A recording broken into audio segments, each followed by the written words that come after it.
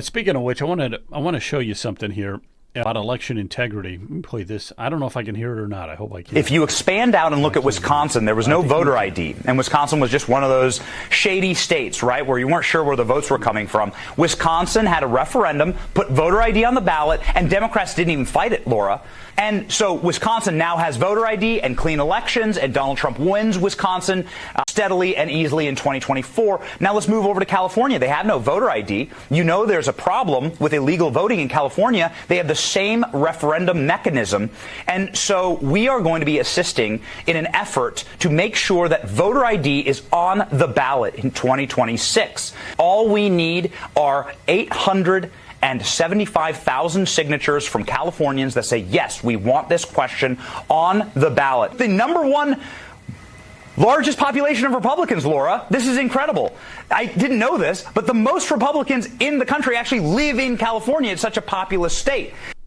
So it's all about this voter ID. Now, they had voter ID that was required in Wisconsin, and that was a big part of Trump winning Wisconsin. Now they want to do the same thing in California. You got to show voter ID. Excellent idea. Look, Democrats can't win a clean election, and they know it.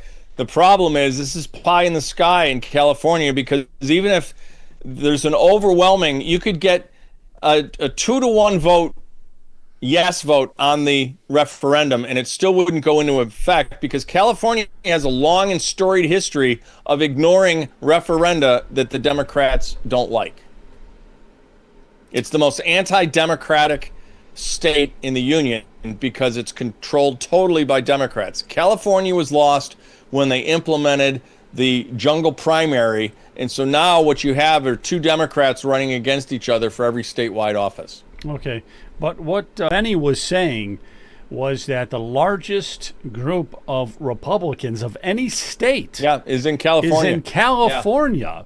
Which you would never think. Well, that's because there's so many people in California. Right.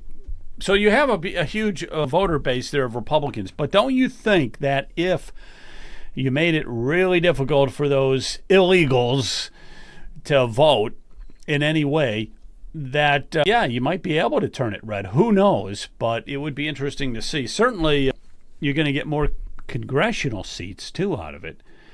That's another thing to consider, too. You could just take more congressional seats by doing that.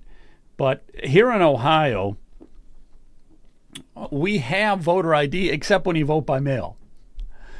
Right. When you vote by mail... Well, that needs to be completely shut down. The only people that should be voting by mail are absentees. Well, yeah, okay, deployed what's your definition? Military. Okay, military? All right. Mm-hmm. Yeah, deployed military. People that know that they're going to be out of the country, expats. You've got people, you've got Ohioans living abroad. People with a legitimate need for an absentee ballot. College students.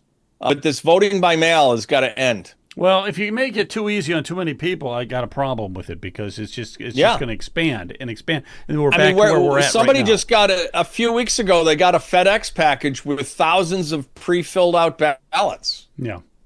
Oh, yeah, that's the easiest way to cheat. That's where all that ballot harvesting and everything has come from. Yeah. Is through mail-in ballots. So you have to put the kibosh on that.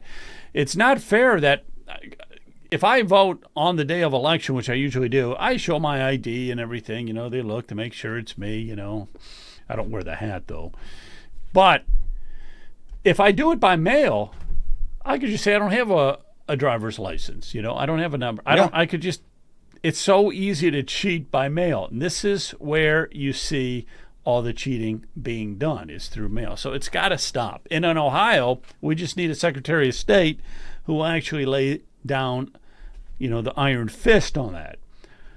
And we don't have anybody like that yet.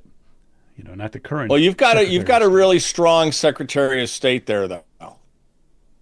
Yeah, in some capacity, he keeps reminding us how strong he is. Well, he's a politician. Come on, they all have to do that, right? Yeah.